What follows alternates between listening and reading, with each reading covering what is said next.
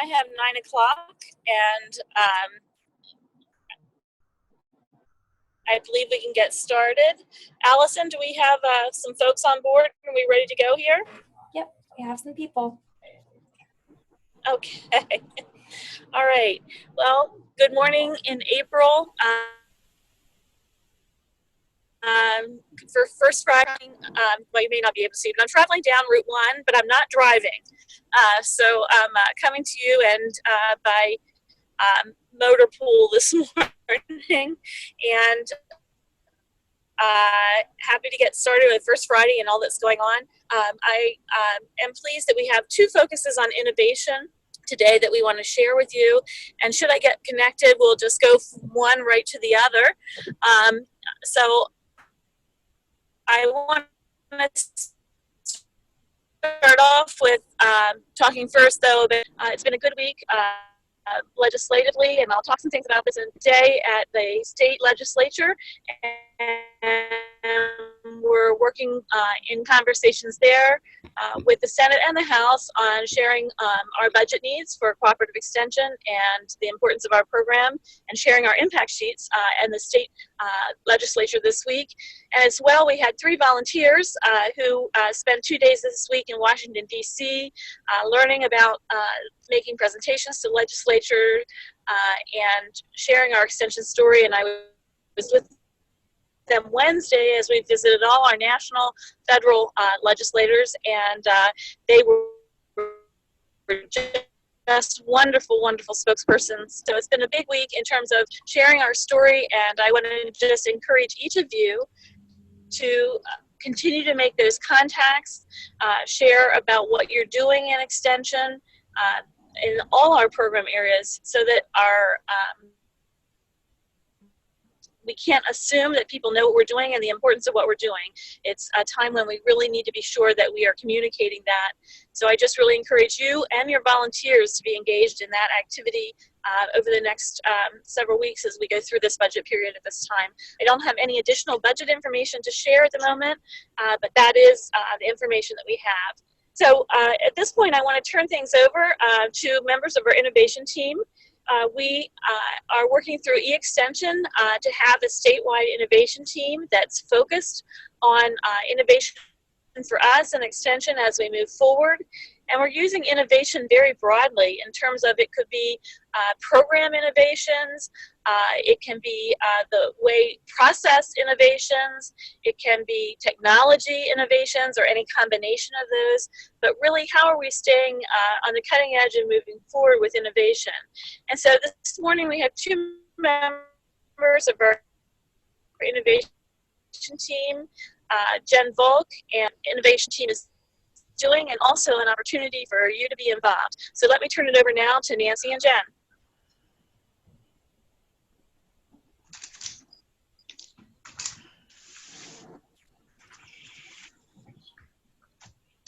Are you guys able to see our screen?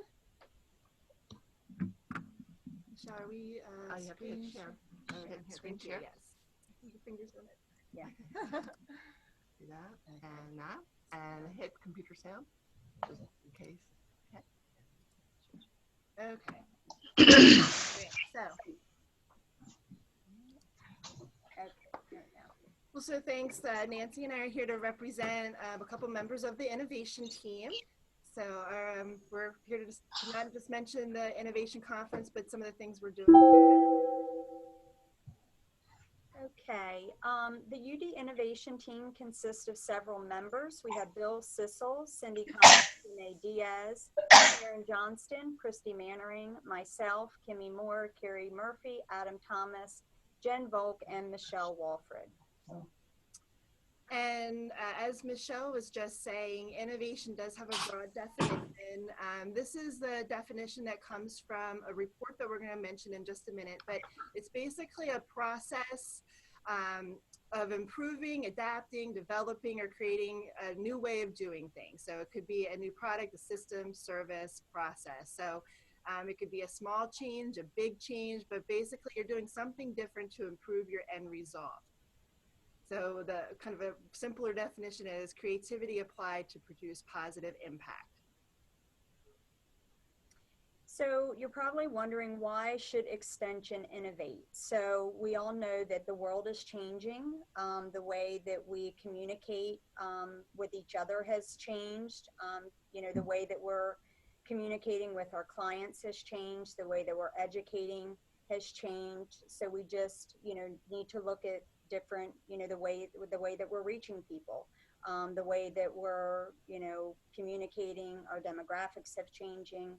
So there has been a Extension Task Force Innovation Report, and we will share that with you now.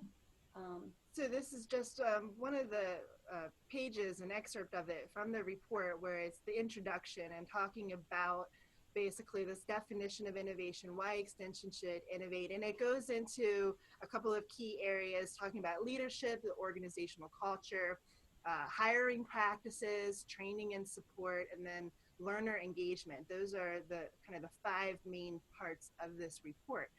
This is now online. We have created an innovation website for you guys.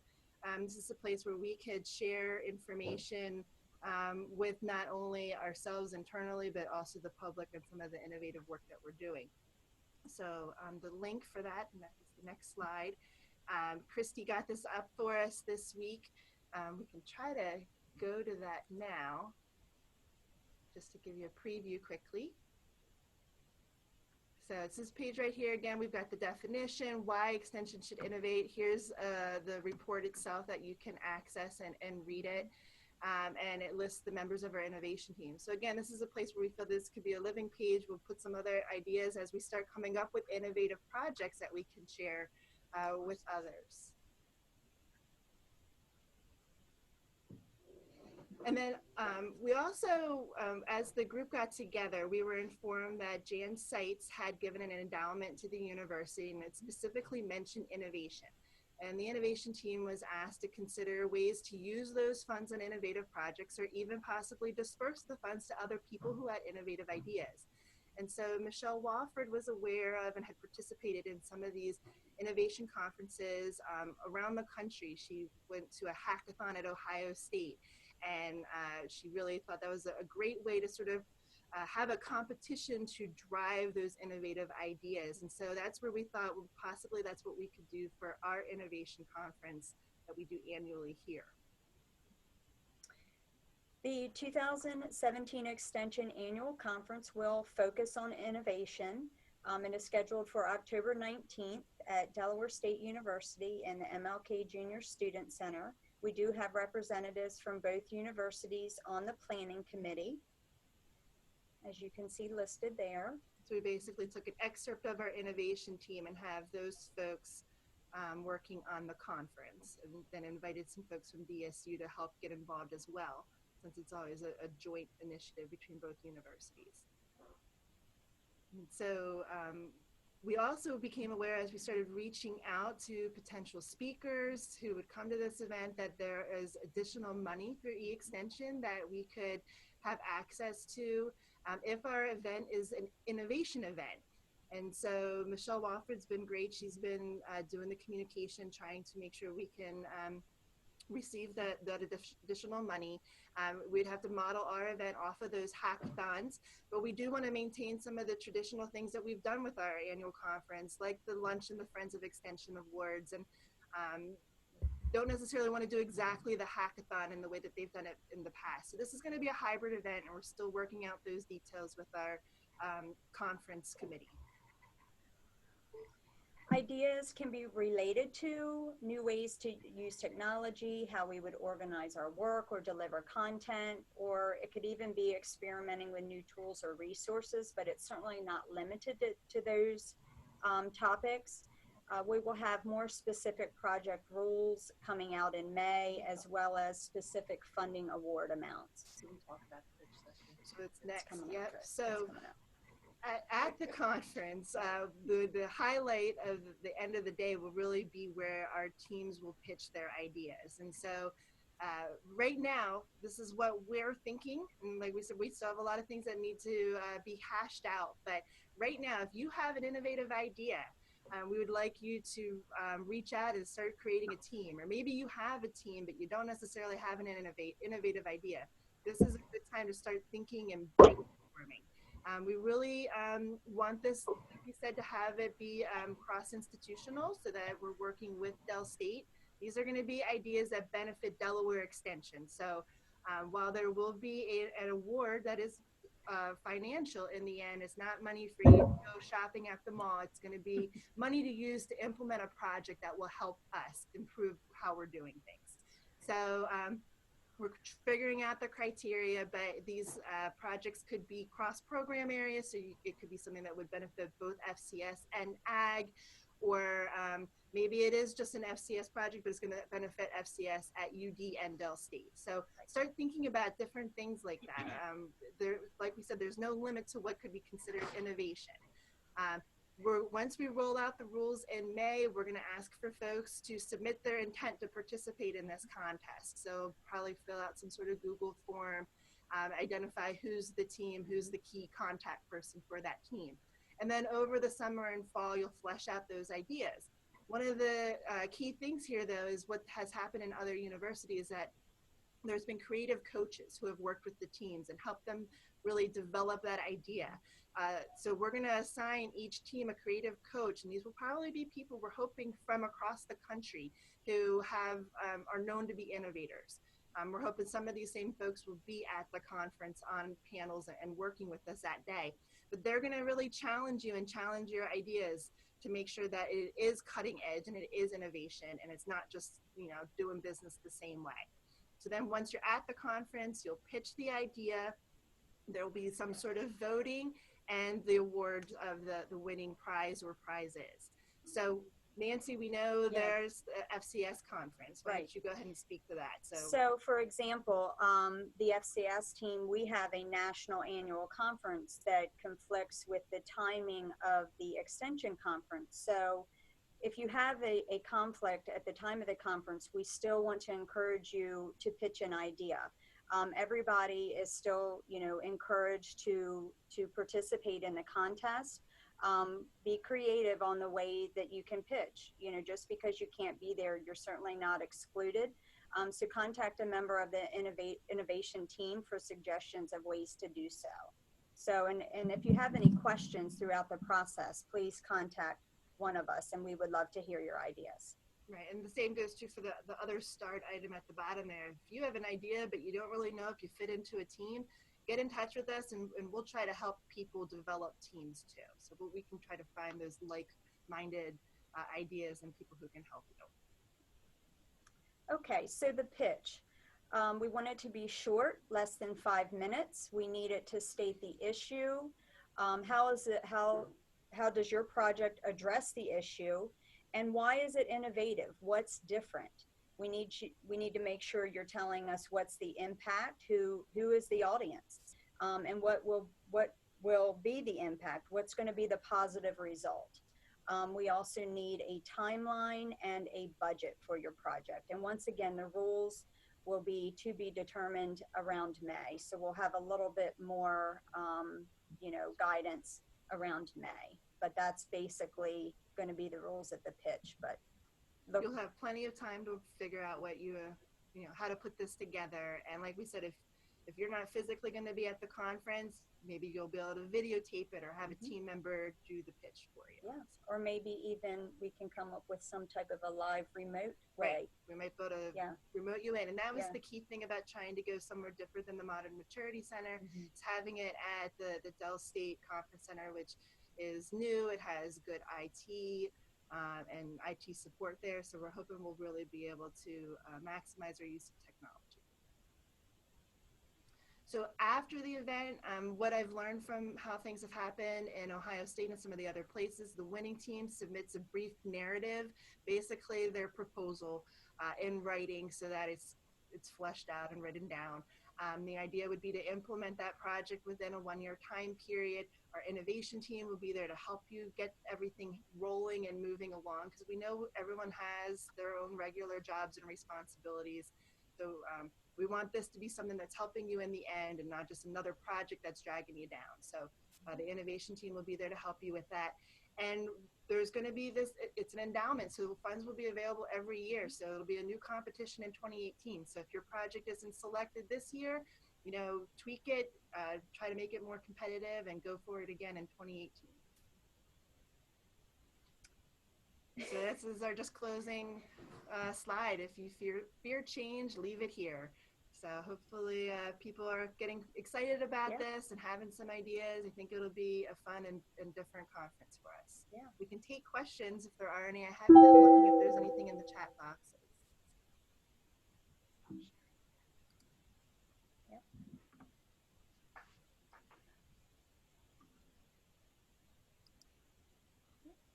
Doesn't look like it. So, Okay, well, thank you so much for your time. Sounds like awesome. Thanks, Jen, and thanks, Nancy. Appreciate it very much, and appreciate you sharing. I'm very excited about the investment we're going to make in innovation, and that the opportunity for you to be funded to do some things that you're thinking about. And this is just as a start to get your thinking cap on. Next month, we hope to provide more details to get things started, getting you lined up with the coach.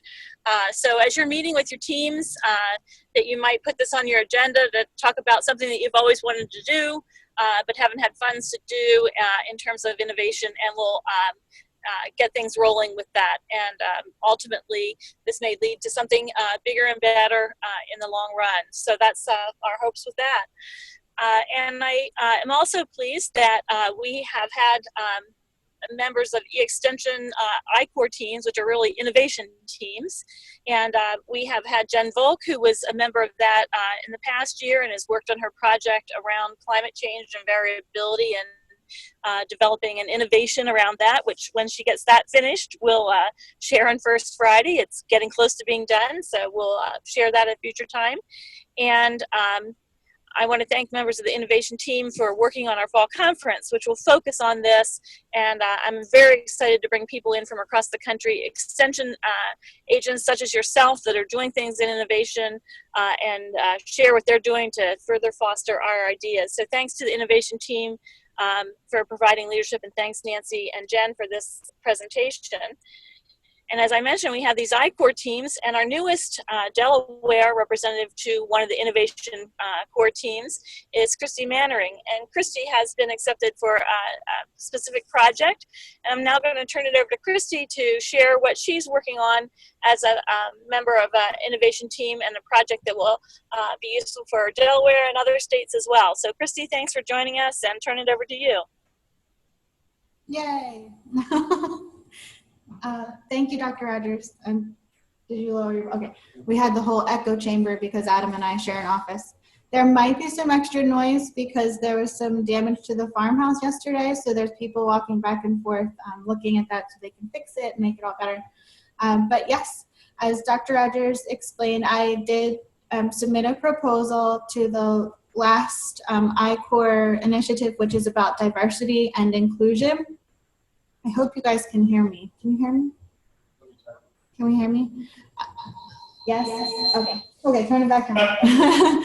So, and it was accepted, which is very exciting. I had help from the Office of Equity and Inclusion because the topic that I chose for the Diversity and Inclusion Issue Core is social emotional learning in the workplace.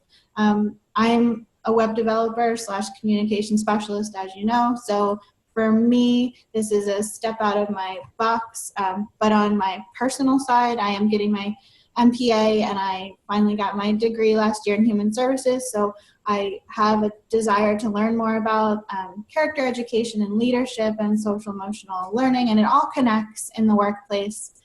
So it was accepted, and I attended a design-a-thon in Cincinnati in February, and I've had about 3 different webinars since then, and I've been touching base with folks like Luann Phillips in National Extension, who's been fantastic, a great mentor to me in this project. And I do have a small, very short thing to share with you. I'm going to try the whole share screen thing.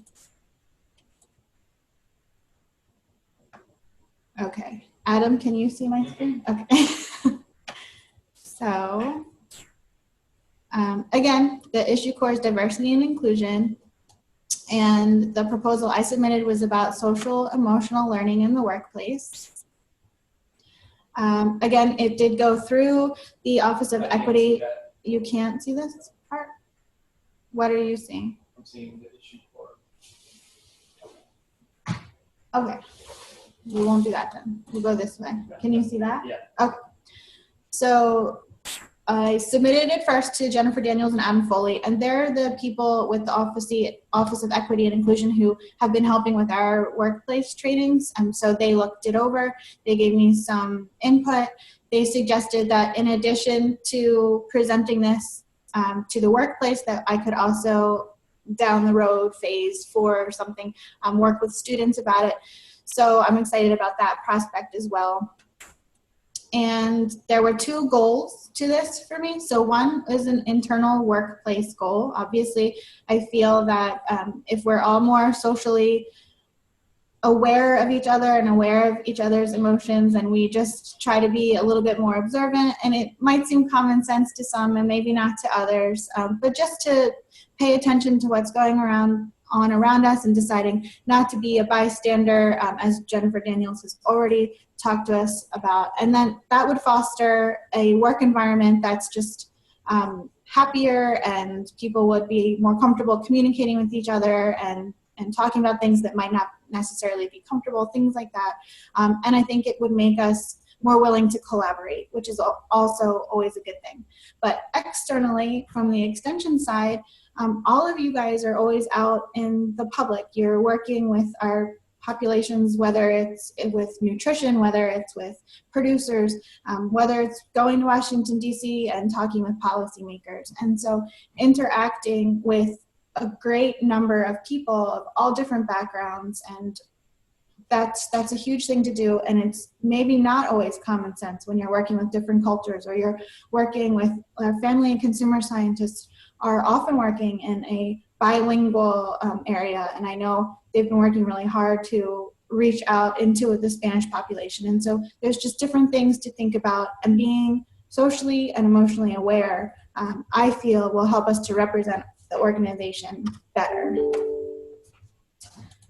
So emotional intelligence, if any of you are aware about that, it's just, as I've already said, the capacity to be aware of and control your emotions, but also your interpersonal relationships, to be more empathetic, to see a scenario and say, you know what, I said it this way, but I can tell by that person's face that that's not the way that they took it. Let me backtrack and try to explain better where I'm coming from, just things like that.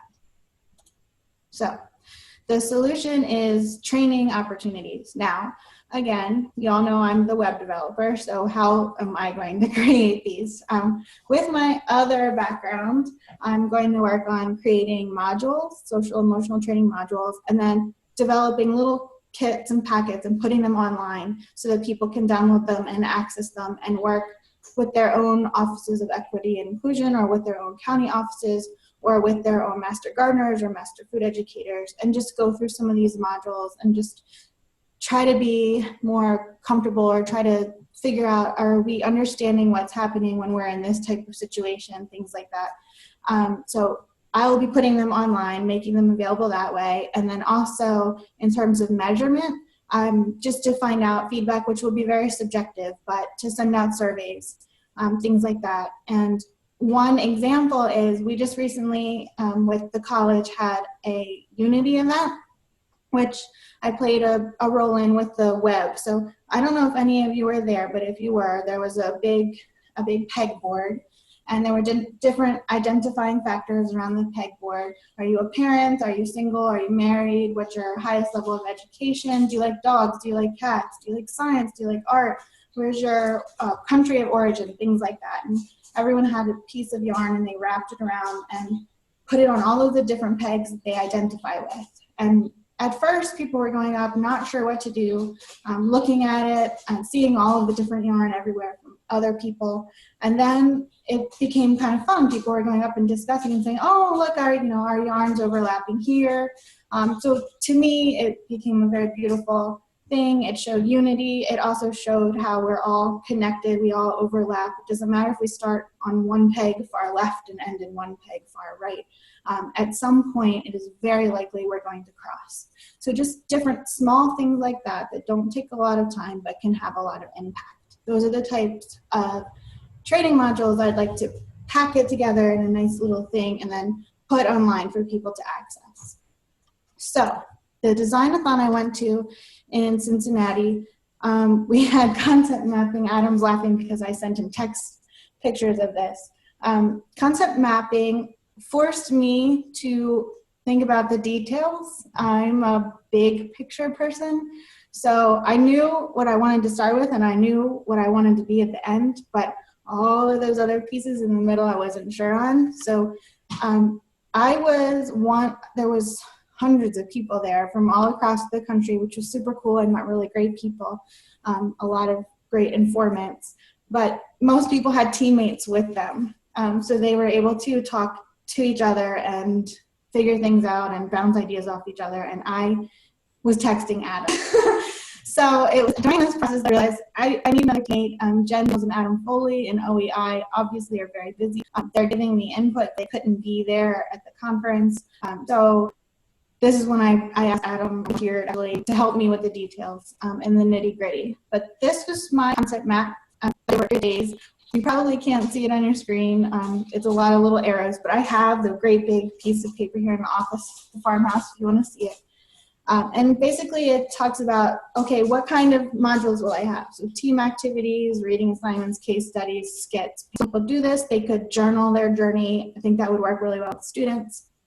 I think students could be better learners and employees would include study agents, but it could include faculty, it could include administrative people. And so all of that helps us to be more aware of ourselves, more aware of others, and creates an inclusive environment and more teamwork and more collaboration. So to me, that's a happier, productive workplace. I did an elevator pitch while I was at the conference. At that time, I had actually come down with the flu, so everyone was trying to stay away from me.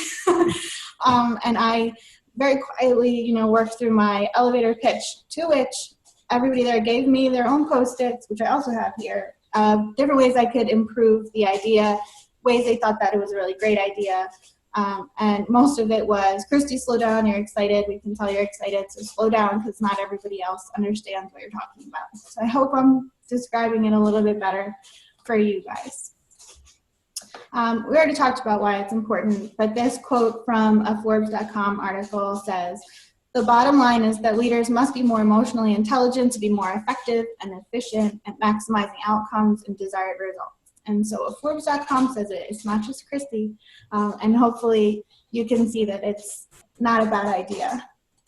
And then we already talked a little bit about the timeline, but I submitted their proposal in December. It was accepted in January. I went to the design-a-thon in February.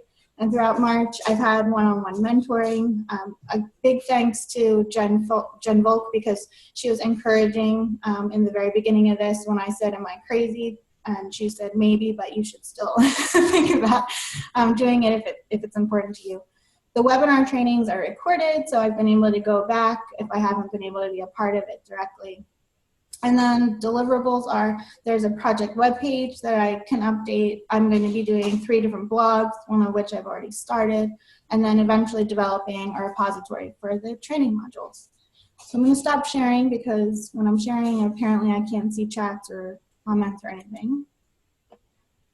Okay, so that is my super fast debriefing of everything. And if you have any questions or comments, I would love to hear from you. Thank you.